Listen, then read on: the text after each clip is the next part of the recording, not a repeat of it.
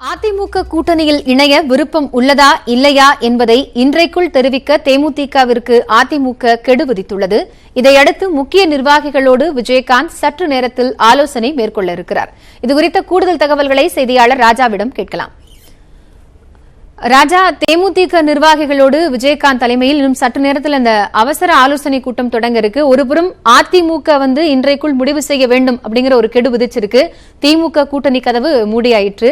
இப்படியான ஒரு நிலையில இன்னைக்கே முடிவெடுக்கக்கூடிய ஒரு சூழலுக்கு தேமுதிக தள்ளப்பட்டிருக்கு அப்படிங்கறத தான் புரிஞ்சுக்கிற மாதிரி இருக்கு. இன்றைக்கு எது போன்ற ஒரு முடிவு வரும்னு நாம எடுத்துக்கலாம்?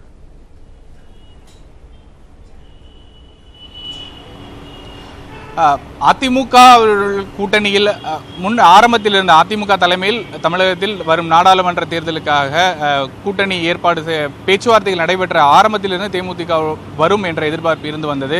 கடந்த 19ஆம் தேதி அவர்களது கூட்டணியில் பாமகவும் பாஜகவும் இணைந்த அன்று இந்த கூட்டணிக்குள் கொண்டு வருவதற்காக மத்திய அமைச்சர் பியூஷ் கோயல் சந்தித்து பேசியிருந்தார்.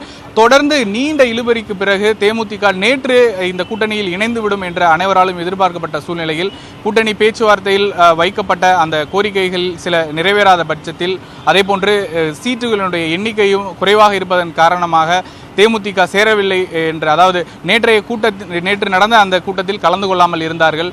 இவர்கள் தற்பொழுது அதிமுக கூட்டணியில் இருக்கிறார்களா, அதிமுக கூட்டணியில் தொடர்வார்களா அல்லது தனித்து போட்டியிடுவார்களா என்ற கேள்வி நேற்று முதல் எழ ஆரம்பித்திருக்கின்றது. அதிமுகவில் இருந்தும் தேமுதிகவிற்கு இன்றைக்குள் கூட்டணிக்கு வருகிறீர்களா இல்லையா என்பதையாவது வெளிப்படுத்த வேண்டும் என்று தெரிவித்திருப்பதாக உறுதியான தகவல்கள் இருக்கின்றன. அடுத்த கட்டமாக அதிமுகவினுடைய யார் யாருக்கு எந்த தொகுதி என்று பிரிப்பது உள்ளிட்ட வேலைகள் நடைபெற இருக்கின்றன. 10ஆம் தேதிக்குள் அதற்கான நடவடிக்கையில் வெளியில் தெரியும் என்று எதிர்பார்க்கப்படக்கூடிய சூழ்நிலையில் தேமுதிகவிற்கான இறுதி நாள் இன்று என்று அதிமுக தரப்பில் தெரிவிக்கப்பட்டதாக, அதாவது நேற்று நடந்த அந்த பேச்சுவார்த்தையில் 2 முறை பேச்சுவார்த்தை நடந்தது. மத்திய அமைச்சர் பியூஷ் கோயல் முன்னிலையில் அதிமுக, தேமுதிக, பியூஷ் கோயல் ஆகியோர் பேச்சுவார்த்தை நடத்தியிருந்தனர். இந்த ஒரு சூழ்நிலையில் தான் தற்பொழுது தேமுதிகவினுடைய தலைமை அலுவலகத்தில் தேமுதிக உயர்நிலைக்குழு கூட்டமாக நடைபெறுகின்றது. விஜயகாந்த் அவர்கள், பிரேமலதா அவர்கள், அதே போன்று சுதீஷ் மற்றும் அவைத்தலைவராக கூடிய இளங்கோவன், துணை செயலாளர் இருக்கக்கூடிய அக்பர் உள்ளிட்டோர் இந்த கூட்டத்தில் கலந்து கொள்ள இருக்கின்றனர். சுதீஷ் அவர்களும் மற்ற தலைவர்களும் வந்துவிட்டார்கள். விஜயகாந்த் அவர்களும் பிரேமலதா அவர்களும் வீட்டில் இருந்து கிளம்பி இருக்கிறார்கள். இன்னும் சற்று நேரத்தில் அவர்கள் அலுவலகத்தில் இன்றைக்கு நேற்று நடந்த விவகாரங்கள் அதே போல் உள்ளிட்டவற்றை ஆலோசித்துவிட்டு கட்சியினுடைய நிர்வாகிகளுடைய மனநிலையும் தெரிந்து இன்றைக்கு ஒரு உறுதியான முடிவு எடுக்கப்படும் என்று தெரிகின்றது. இதில் நாம் அதிகபட்சம் அதிமுகவிற்கு செல்வதற்கான வாய்ப்பு இருப்பதாக பார்க்கலாம். அதே வேளையில் தனித்து போட்டி ஒரு சில சிறிய கட்சிகளை இணைத்து தனித்து போட்டி என்று அறிவித்தாலும் ஆச்சரியப்படுவதற்கில்லை. ராஜா, நேற்றைய தினம் தமிழகம் வந்திருந்த மத்திய அமைச்சர் பியூஷ் கோயலை தேமுதிகவுடைய துணை செயலாளர் சுதீஷ் இருமுறை சந்தித்திருக்கிறார். இருமுறையும் பேச்சுவார்த்தையில் உடன்பாடு எட்டப்படவில்லை. இந்த கூட்டமெல்லாம் முடிந்த பிறகு தமிழிசை சவுந்தரராஜன் செய்தியாளர் சந்திப்பின் போது கூட தேமுதிகவிற்கு கால அவகாசம் தேவைப்படுகிறது அப்படிங்கிற ஒரு கருத்தை சொல்லியிருந்தாங்க. தொடர்ச்சியாக அதிமுக தரப்பிலிருந்து தேமுதிக கூட்டணியில் இடம்பெறும் அப்படிங்கிற கருத்து தான் இப்ப வரைக்கும் சொல்லப்பட்டிருந்தது. இந்த கூட்டத்திற்கு பிறகாக அதிமுக தரப்பிலிருந்து விதிக்கக்கூடிய கெடு அப்படிங்கறத நாம எப்படி புரிஞ்சுக்கலாம்? அதிமுக தலைமையிலான கூட்டணியில் இருப்பவர்கள் யார் தரப்பிலிருந்து தேமுதிக வர வேண்டும் என்பதற்கான அழுத்தம் கொடுக்கப்படுகிறது?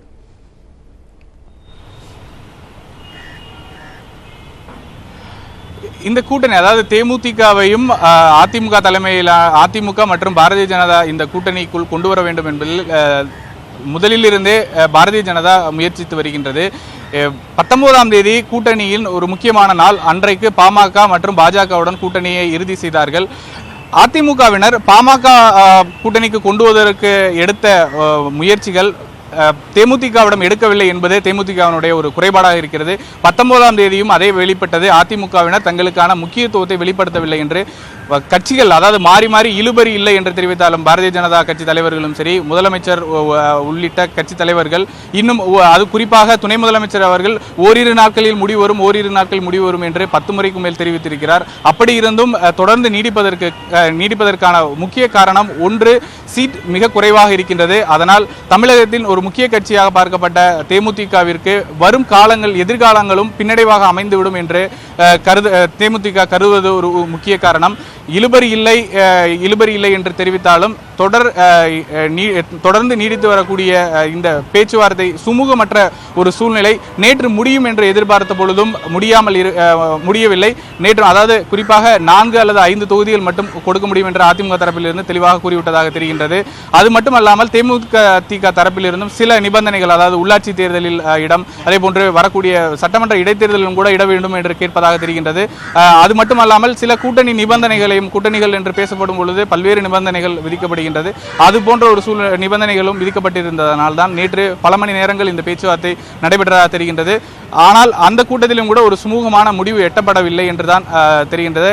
எனவேதான் அவர்கள் இன்றைக்குள் முடிவை அறிவிக்க வேண்டும் என்று அதிமுக தரப்பில் இருந்து தெரிவித்திருக்கிறார்கள். அந்த முடிவு என்ன என்பது அதிமுகவிற்கு இவர்கள் செல்கிறார்களா அல்லது வேறொரு நிலைப்பாட்டை தேமுதிக எடுக்கிறதா என்பதை இன்னும் சில மணி நேரங்களில் நாம் தெரிந்து கொள்ளலாம். பத்திரிகையாளர் சந்திப்பும் இருக்கும் என்றுமே தெரிகின்றது. காயத்ரி, கூட்டணியில் இணைவதற்கு அதிமுக கெடு விதித்திருக்கக்கூடிய சூழ்நிலையில் தேமுதிக இன்றைக்குள்ளாக ஒரு முடிவை அறிவிக்க வேண்டிய கட்டாயத்தில் இருக்கிறது.